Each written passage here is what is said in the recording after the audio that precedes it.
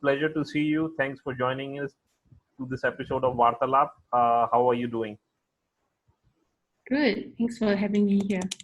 Great. So, for my listeners, Pai has more than 11 years of work experience. She is currently based out of Singapore and is the APEC lead for LinkedIn. She has worked with other companies like Grab in the past. Anything that you wish to add to your profile, Pai? No, I think I just want to add that I'm really passionate about helping people to understand economics a lot more, and I'm very excited to be here with you and to speak with your listeners.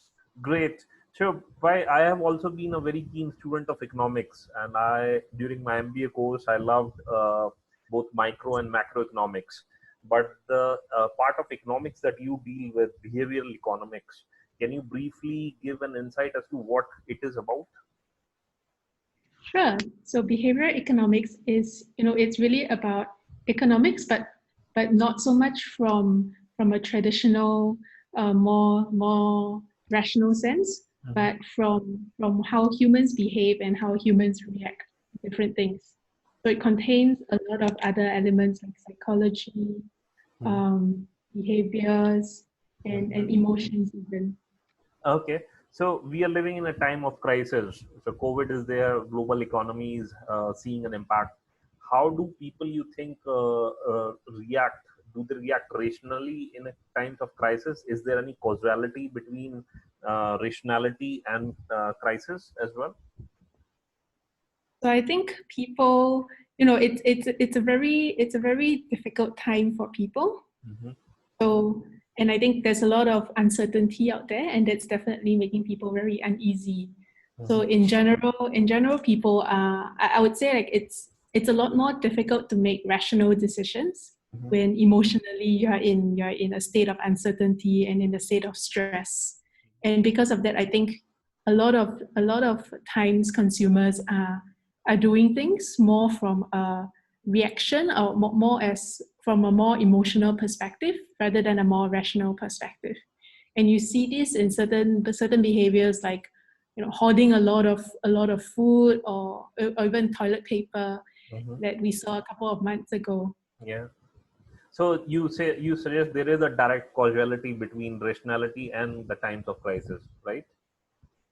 Well, I mean, there's a lot of I'm sure that there's a lot of other factors to play, but I would say that there is definitely a relationship between how emotionally secure and how emotionally stable people are feeling and how they behave. Okay, so we live in digital times, and the crisis is one part of it. But consumer habits are also changing. In probably last 10 years, people have started ordering food online. They hail ride sharing services. They go and live in homes, rented apartments. So a lot has changed. What is driving these consumer habit change? Is it more a pull or is it more a push? Well, I think it's both of them. It's both a pull and a push, really, right? Because in any market, there is a supply and there's a demand. If there was no supply of online shopping, no one would be able to shop online. If there was no demand for online shopping, all your Amazons would just go out of business because no one's going to buy from them. So I think it's a matter of both the push and the pull being there. Having said that, I also think there are times where something happens in the external environment that provides a certain push. So, for example, I think it was about almost 8 or 9 years ago when there was a SARS pandemic happening in some parts of Asia. Yeah. Then that's when you saw e-commerce really start to take off. Okay. Because people turn to buying things online more. Yeah. And during this specific COVID-19 pandemic, we've also, I think most people have also observed a lot more grocery shopping is happening online, and a lot more even like learning is happening online. Yeah. And that's also a digital purchase. Yeah. So one thing as a consumer always surprises me when I go to stores, be it online or offline. There are, say, one free item with the purchase of two. What drives what is the behavioral economics behind something like that? Giving something free for purchase of two. What is the behavioral economics behind it? Well, I mean, we all love free stuff, right? No Yeah, one's gonna say no to something free. yeah. And there's actually even a huge discrepancy. So if I offer something for free, maybe a few thousand people are gonna take it. If I just raise the price to 20 cents, you're gonna see a huge drop in the number of people taking it up. Even though 20 cents is not that much, it's not that much Yeah, money, but yeah. psychologically there is a difference there. And that also comes when you do these purchase, buy one get one free, buy two get two free kind of deals. People feel like they're getting a good deal out of it. They're getting something free. So it works, and it works a lot better than just cutting the price by half. Okay. So, but then there are other things like pricing something at 99 cents or Mhm. $9.99. Why not Right. price it at $10 1 cent? Do you think that's also part of behavioral economics? Yes, absolutely. So pricing is a huge part of behavioral economics. Mm-hmm. A lot of behavioral economics goes into how people set prices. So you can even see it in terms of decoy pricing. Mm-hmm. So when you go to the movies and you have all the different sizes of popcorn, and you wonder which one you want to buy, and the largest popcorn is just like 50 cents more expensive than the medium one. Yeah. So you're going to end up buying that because it looks so much bigger and it's only 50 cents more. But actually what happened was that Mm-hmm. they deliberate like the sellers deliberately put a decoy item, the medium sized popcorn, to make you think that the large one is a great deal, and that's why you end up buying more of the large popcorn. But doesn't it impact the real economics behind it? So the costing piece of it, how does that play with the behavioral economics? Because if I'm trying to price something maybe at 9.99, where I am looking at earning some margin of say $2, and the cost just coming out to be $8, where does behavioral economics how is that impacted in such a scenario? So behavioral economics does not replace real economics. So if something's worth like $3, for example, if you price it if you price it at $2.99, you're gonna get people buying it, but your company is not gonna make any money. Right. So it's not gonna work out at all. So underlying that, I think fundamentally, Mm-hmm. the business models and the economics need to make sense. But behavioral economics comes into play when you want to give someone a nudge, when you want to just encourage some kind of purchasing behavior. So another example that's used very frequently Mm-hmm. is when you buy magazines. So now Yeah. you can buy a lot of magazines online, or you can buy the print versions of them, Yeah. or you can buy. Yeah. And most people, if given a choice, I would think that they would buy the online ones because that's the most convenient one these days. Okay. But it's now a pricing system. A lot of prices are set such that Mhm. the print version costs the same as the print plus online version. But And so people end up buying both the print and the online package together. sure, do you see similar examples in these ride sharing services or places like Airbnb? Are they also employing some of the behavioral economics techniques as well? So I mean, I believe that everyone who's selling something Hmm.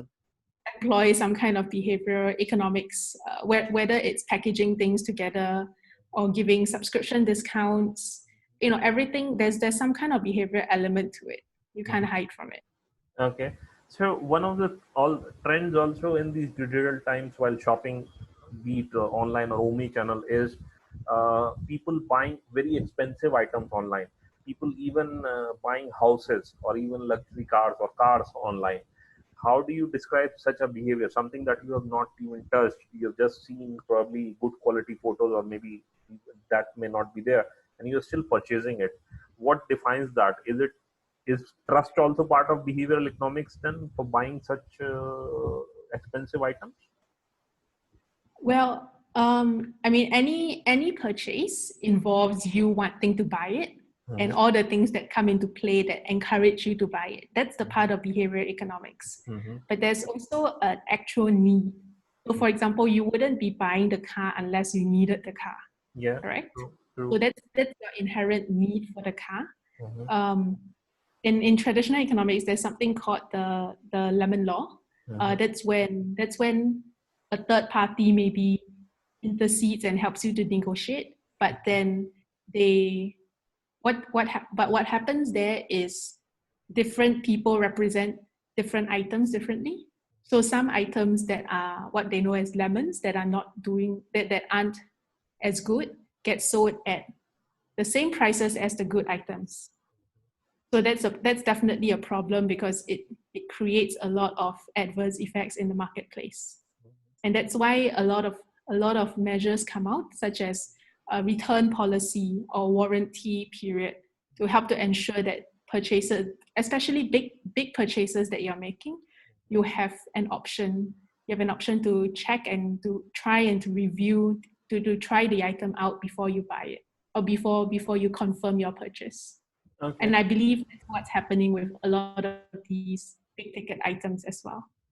So if I was a company supposedly, and I wanted to put in behavioral economics behind pricing a product, say a digital product, what are the key things that one needs to keep in mind apart from the traditional economics? So it depends very much on what the company is selling. So there's different tactics for different items, and it also depends on whether it's a small ticket item or whether it's a big ticket item, whether it's a high margin or whether it's a narrow margin. Because some businesses just inherently go on high volume, low margins, and some go on large margins but very low volumes. Right. So it really depends a lot on it. So I'll give you an example of a large margin but a low volume. Okay. Let's talk about luxury goods, for example, or your branded handbags or Yeah. branded shoes. Right. Those are luxury goods, huge margins, Mm-hmm. uh, relatively smaller volumes that are being sold. And the behavioral economics that goes into that is about positioning the good, making it desirable, Yeah. framing it such that people want to have it and are willing to pay the extra price for it. And on the other side, you have your low margin items that move at a very high volume. Things like your dollar shop, for example, those are items that have very narrow margins. And you have to be able to know how to move those items very quickly, either by, like we've discussed, buy one, get one free kind of deals, or by other means. Okay, you talked about making something popular. That reminds me, while I was working at Adidas, uh, Kanye West shoes, there was a hype created around that.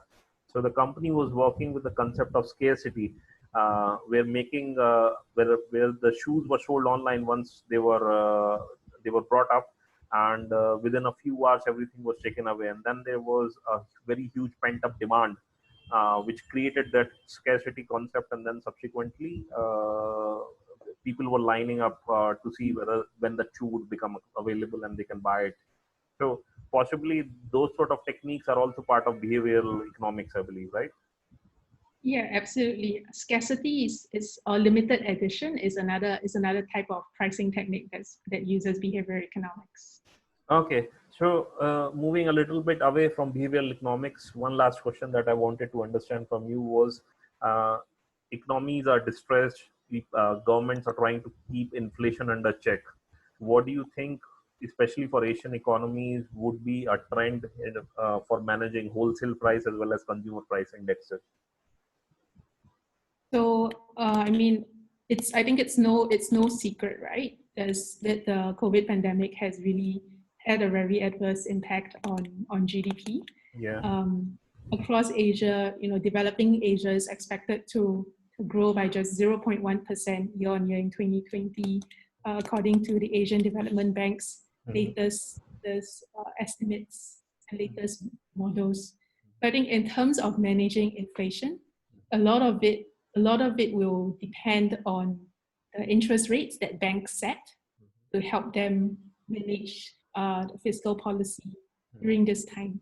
And that will in turn affect how goods and services are priced. Okay, so one last thing would be, if you had a crystal ball, what will you say? The global economy can bounce back in 1 year, or will it take more time? How would it be? So I think this is always a difficult question to ask or to figure out, because Yeah. it all really depends on how the virus situation unfolds. Mm-hmm. If it disappeared tomorrow, the economy could bounce back a lot faster. Mm-hmm. If a vaccine is not found, it's going to take a lot longer. One thing I do believe is that in this current state, one country cannot recover on its own, because people move between countries, and there's so much flow between countries now, that as long as one country is still affected by the virus, we will still see it continue to spread. So I think it's a global effort to get it under control, and a global effort to get all the economies back on track. So possibly a U-shaped recovery rather than a V-shaped. That's what probably you're hinting at. So I mean, it could be a V if things go back quickly, if a vaccine is found quickly. It could be a U if it takes a while longer. It could even be a W if it starts to recover, and then if it gets a vaccine, but then somehow the virus mutates, and now we've got a second wave. Okay, great. It was a pleasure listening to you, Pai. Our listeners, I'm sure, will be very happy to hear what you had to state. And in case there are any questions, I'll be happy to pass them to you as well. Thank you. Thanks for your time this afternoon. Sure. Thank you, Aman. Have a good day. You too. Bye. Bye.